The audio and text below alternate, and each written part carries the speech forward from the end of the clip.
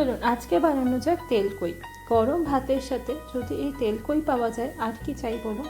পুরো ভাতটাই বোধহয় একটা পদেই খাওয়া হয়ে যায়। সেদিন বাজারে খুব ফ্রেশ কই মাছ পেয়েছিলাম, তাই ভাবলাম তেলকই বানানো যাক। মাছগুলো ভালো করে ধুয়ে পরিষ্কার করে তাতে নুন হলুদ মাখিয়ে বেশ কিছুক্ষণ ম্যারিনেট করে রেখেছিলাম। ফ্রাইং প্যানে বেশ কিছুটা তেল গরম করে তাতে মাছ কমিয়ে ম্যারিনেট করে রাখা মাছগুলো দিয়ে ভালো করে হালকা হাতে দুপিঠ এপাশ ওপাশ করে ব্রাউনিশ করে ভেজে নিয়েছি। মাছ ভাজা হয়ে গেলে অন্য একটা পাত্রে মাছগুলো তুলে রাখবো।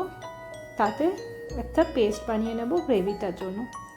গ্রেভির জন্য পেস্ট বানানোর জন্য মিক্সিং জারে নিয়েছি 2 পেঁয়াজ, 2 টমেটো, 2 শুকনো লঙ্কা, 2 কাঁচা লঙ্কা আর কিছু গোটা মশলা, যেরকম কিছু গোটা ধনে আর কিছু গোটা জিরে। বেশ কিছুক্ষণ ভিজিয়ে রেখে পেস্টটা বেশ ভালো করে মিহি করে পেস্ট করে নিয়েছি মিক্সিং জারে।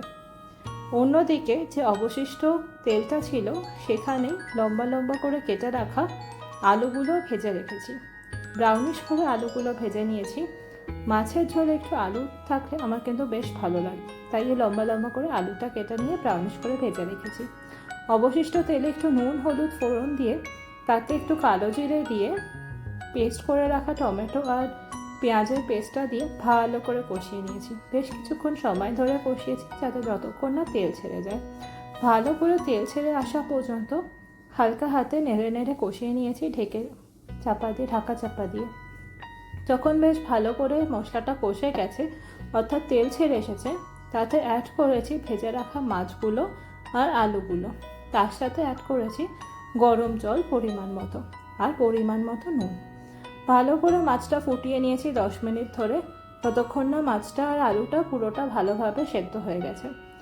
মাছটা আর আলুটা পুরোটা ভালোভাবে সেদ্ধ হয়ে যাওয়ার পরে ঝোল রাখার কনসিস্টেন্সির জন্য পরিমাণ মতো আরেকটু জল অ্যাড করেছি আর তার সাথে অ্যাড করেছি পরিমাণ মতো নুন আর অল্প কাঁচা তেল।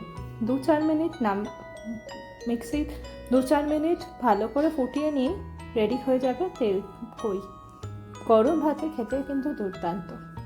কেমন লাগলো আজকের রেসিপিটা জানাবে, আর ভালো লাগলে একটা লাইক শেয়ার আর কমেন্ট করবেন। Thank you.